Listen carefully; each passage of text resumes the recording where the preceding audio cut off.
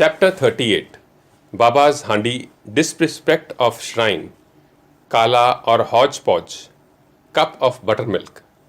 In the last chapter, we described Baba's Chavdi procession. In this, we take up Baba's Handi, cooking pot, and some other objects. Preliminary. O blessed Sadguru Sai, we bow to you, who has given happiness to the whole world, accomplished the welfare of the devotees, and have removed their afflictions of those who have resort to your feet.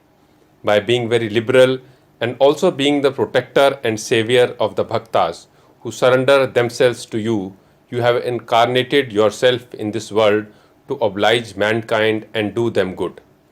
The liquid essence of pure self was poured into mold of Brahma, and out of this has come out the crest jewel of the saints, Sai.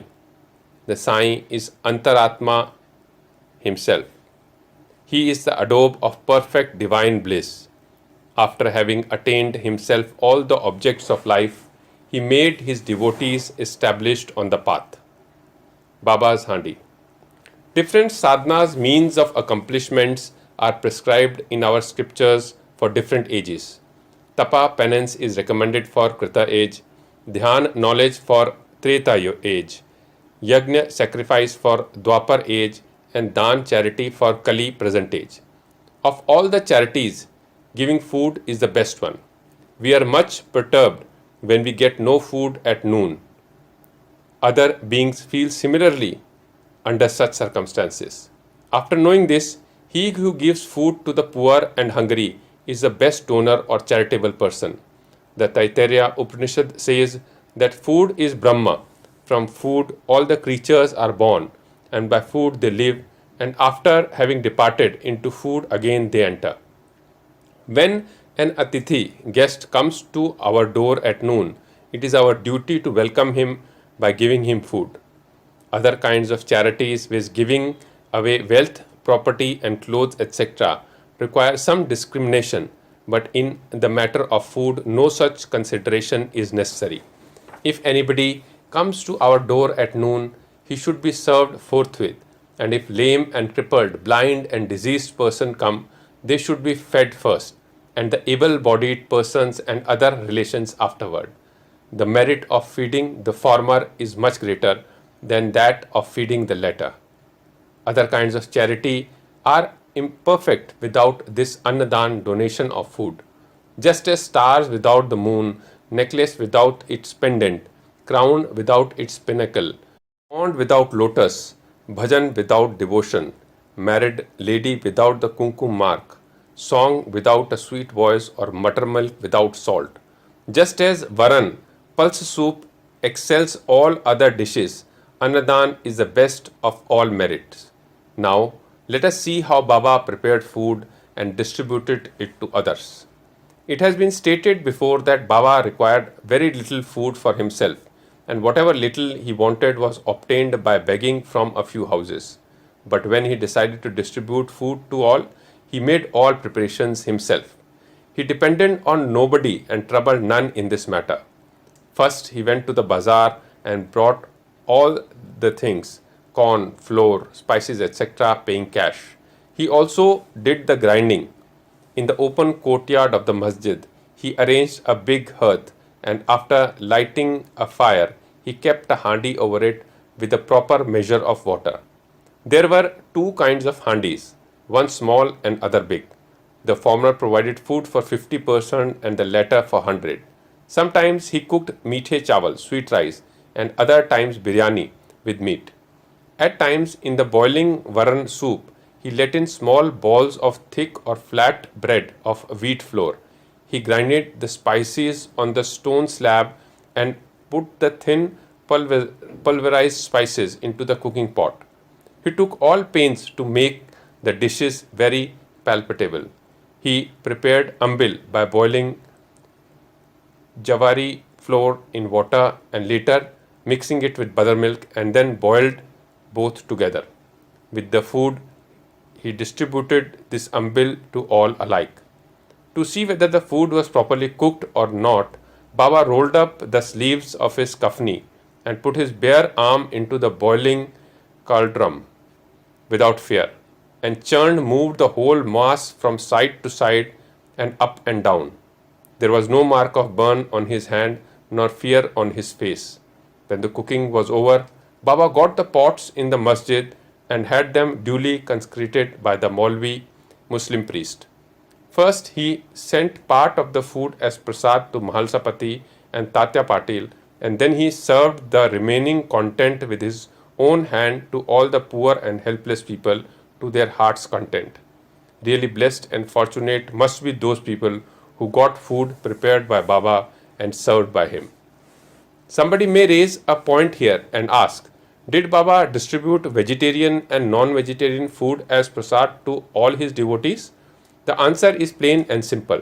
Those who were accustomed to non-vegetarian food were given non-vegetarian food from the handi as prasad, and those who were not so accustomed were given vegetarian meal. He never created in them any wish or desire to indulge in this food. There is a principle that when a guru himself gives anything as prasad, the disciple who thinks and doubts whether it is acceptable or otherwise goes to the perdition, future misery. In order to see whether any disciple has imbibed this principle, Baba at times put them to tests. For instance, on an Ekadashi day, he gave some rupees to Dada Kelkar and asked him to go in person to Korhala to get meat from there. This Dada Kelkar was an orthodox Brahmin and adhered to all orthodox manners in his life. He knew that offering wealth, grain and clothes etc. to the Sadguru was not enough, but that implicit obedience to him and prompt compliance with his orders was the real dakshina that pleased him most. So Dada Kelkar dressed himself and started for the place. Then Baba called him back and said, "Don't go yourself, but send someone." Then Dada sent his own servant Pandu for the purpose. When Baba saw him going, he asked Dada to call him back and cancelled that program. On another occasion, Baba asked Dada just to see how the saltish biryani mutton dish was done. The latter replied casually that it was all right. Then Baba said to him, "Neither have you seen it with your eyes nor tasted it with your tongue. Then how could you say that it was good? Just take off the lid and see." While saying this, Baba caught his arm and thrust it into the pot and added, "Take some out of this, leaving aside your orthodox ways, and taste a little." When a wave of real love rises in a mother's mind, she pinches her child, and when he begins to cry, she hugs him close to her bosom. Similarly, Baba, in a true motherly way, pinched Dada Kelkar in this way. Really, no saint or guru will ever force his orthodox disciple to eat food forbidden in his religion. The handi business went on for some time till 1910 and was stopped thereafter.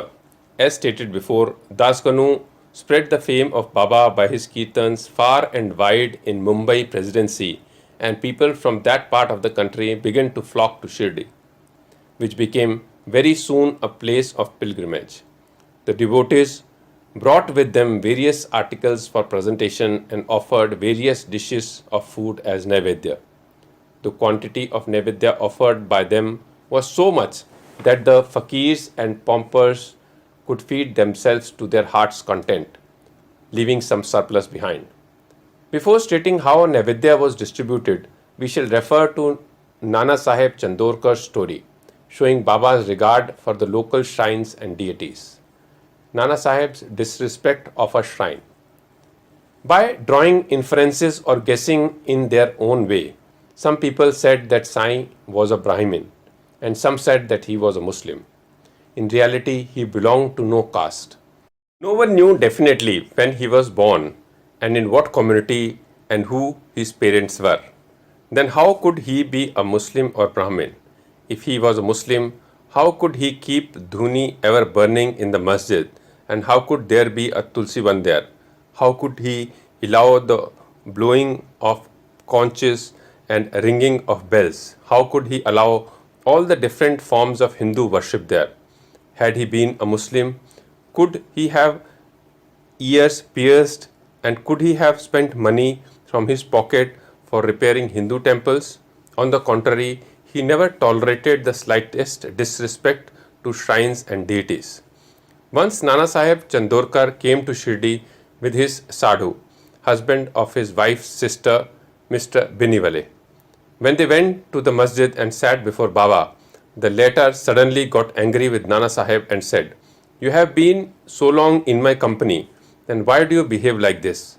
Nana Sahib at first did not understand anything and humbly requested Baba to explain. Baba asked him, when did he come to Kopargaon and how he came to Shirdi from there. Nana Sahib then at once realized his mistake. He usually worshipped the shrine of Datta on the banks of Godavari at Kopargaon on his way to Shirdi, but this time he dissuaded his relative, who was a Datta Bhakt, from going to that shrine in order to avoid delay and drove straight. He confessed all this to Baba and told him that while bathing in Godavari, a big thorn went into his foot and gave him much trouble.